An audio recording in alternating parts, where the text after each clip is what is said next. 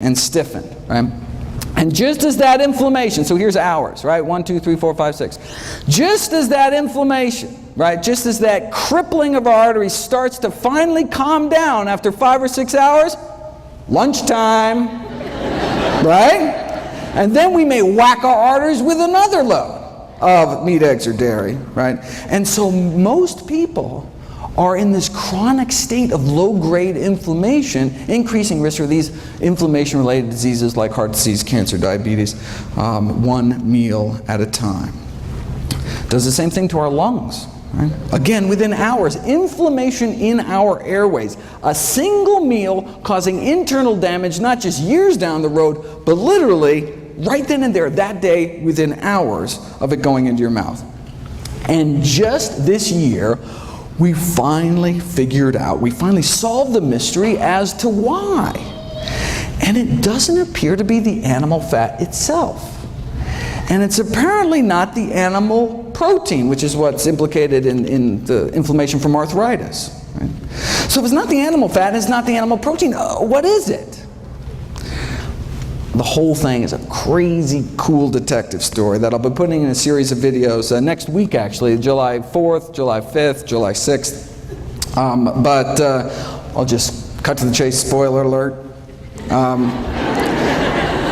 After a meal of animal products, people suffer from endotoxemia.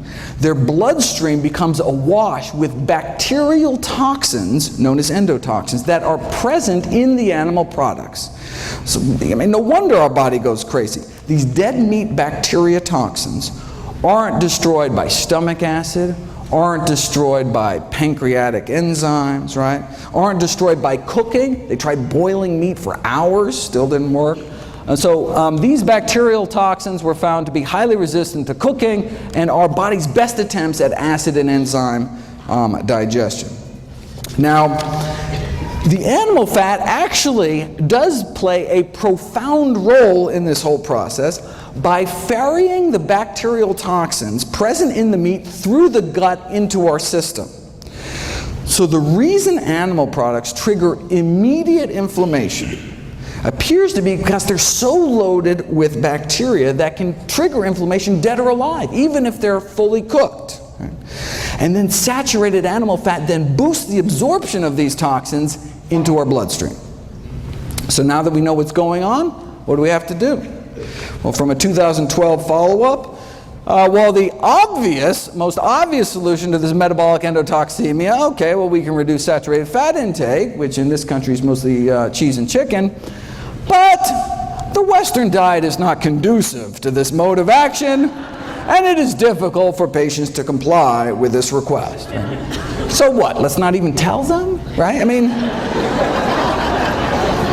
this patronizing attitude in the medical profession of, oh, patients won't change their diet or stop smoking. I mean, even if it's going to kill them, so why bother, right? That attitude may be one of the real leading causes of death. But let's get back.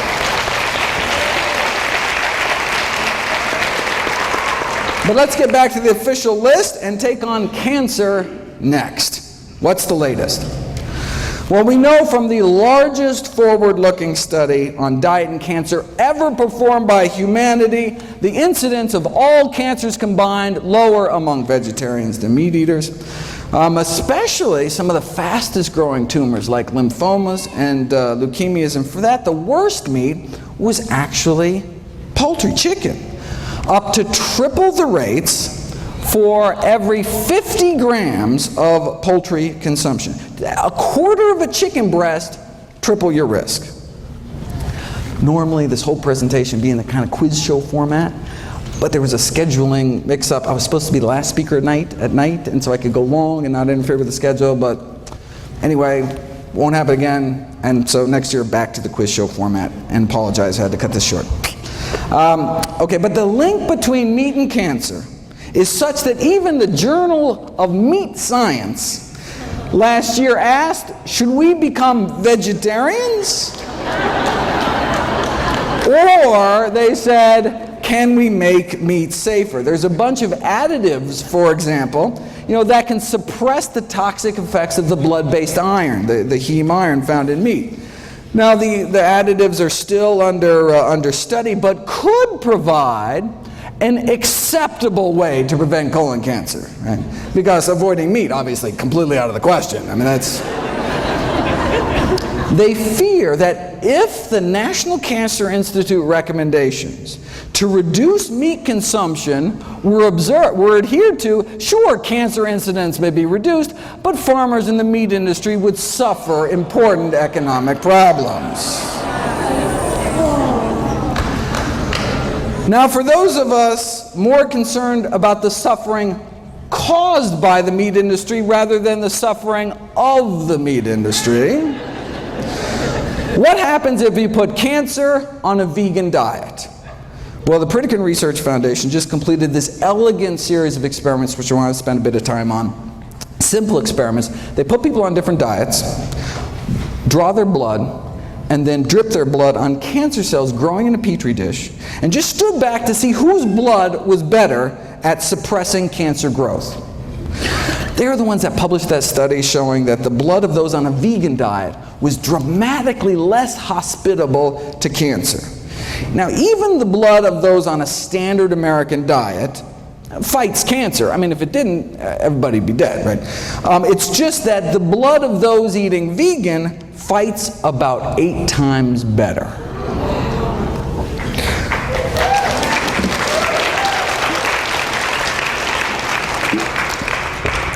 The blood of those on a standard American diet suppresses cancer growth by about 9%. You put people on a plant-based diet for a year, though, and their blood just tears it up. Right? The blood circulating through the bodies of vegans has nearly 8 times the stopping power when it comes to cancer cell growth. Now, this is for prostate cancer, most common cancer among men. For women, it's breast cancer. So the Puerto researchers tried duplicating this study with women using breast cancer cells instead. Now, they didn't want to wait a whole year to get the results, so they figured they'd try to see what a plant-based diet could do in just 2 weeks against 3 different types of human breast cancer. This is the before, cancer growth rates powering away at 100%, and then this is after eating a plant-based diet for just 14 days. Now, slowing down cancer growth is great, but getting rid of them, getting rid of cancer cells is even better. This is before and after measuring cancer cell death, right? This is the before, and this is the after. Pre and post plants. The same blood now coursing through these women's bodies gained the power to significantly slow down and stop breast cancer growth thanks to just 2 weeks of eating a plant-based diet. What kind of blood do we want in our body? What kind of immune system, right? Do we want blood that's just kind of roll over when new cancer cells pop up, right? Or do we want blood circulating to every nook and cranny within our bodies with the power to slow down and stop them? Now, this strengthening of cancer defenses was after 14 days of a plant-based diet and exercise. They were out walking 30 to 60 minutes a day. Right? Well, maybe the only reason their bodies became, so effective at suppressing cancer cell growth was because of the exercise. Maybe diet didn't have anything to do with it. So they put it to the test. This is measuring cancer cell clearance. And this is what we saw before, the effect of blood taken from those eating a plant-based diet, in this case for 14 years, along with mild exercise, just like walking every day, right? So, plant-based diets, walking, that's the kind of cancer cell clearance you get. Now, compare that to the cancer-stopping power of your average sedentary. You see this little burger, apple? Oh, sorry, I can't. All right. On the website, it's a little, okay, but okay. Okay, compared to the cancer-stopping power of your average sedentary meat eater, which is basically non-existent. Okay. But what about this middle group? Now, this middle group, instead of 14 years on a plant-based diet, They had 14 years of the standard American diet, but had daily strenuous hour-long exercise, like boot camp this morning. Seriously, calisthenics, right? They wanted to know, if you exercise hard enough and long enough, can you rival some strolling vegans? All right. Let's find out. And exercise worked, no question, right? But literally 5,000 hours in the gym, no match for a plant-based diet.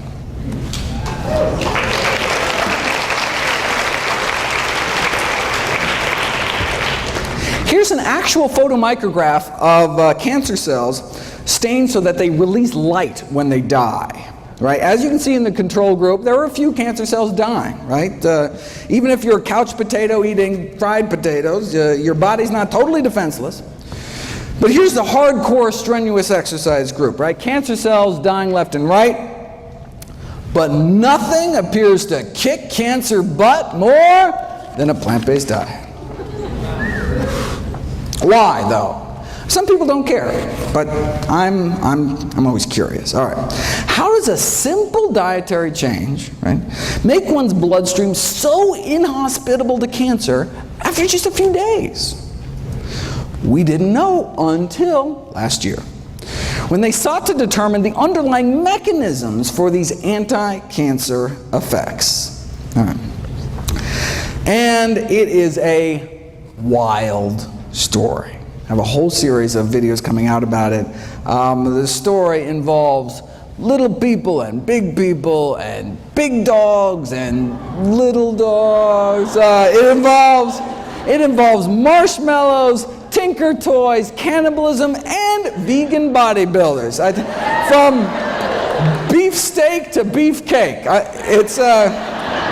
I wish I had time, believe me. But the videos will be up soon. Bottom line, the answer to the Pritikin puzzle is IGF-1, insulin-like growth factor 1. Is the cancer-promoting growth hormone involved in every stage of cancer growth, spread, metastases, cancer invasion. But you put people on a plant-based diet and their IGF-1 levels, plant-based diet go down. And if they continue to be on a plant-based diet, this is just after a few weeks, if you're on a plant-based diet long-term, levels drop even further. And their IGF-1 binding proteins go up. That's one of the ways our body suppresses cancer growth. Protect itself from cancer. Protect itself from excessive growth by releasing this binding protein into the bloodstream to bind up, to tie up IGF-1. It's like our body's, kind of emergency brake. Yes, in as little as 11 days, right? A plant-based diet can reprogram your body to bring down IGF-1 production, right? But what about all the IGF-1 that's circulating from the, bacon and eggs you ate last week, right? So the liver releases the snatch squad of binding proteins to tie up, to take all this IGF-1 out of circulation. And as you can see, it just gets better with time, the longer we eat healthy.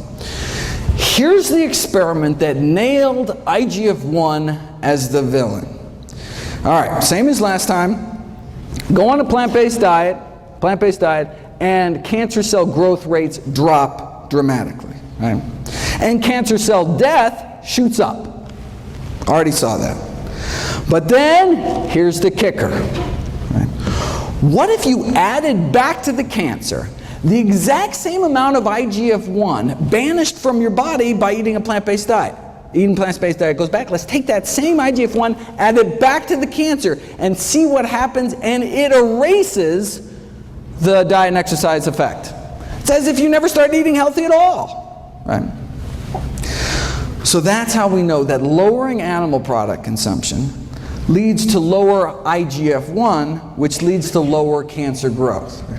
But how low does our animal product consumption have to go? And how plant-based do our diets have to get?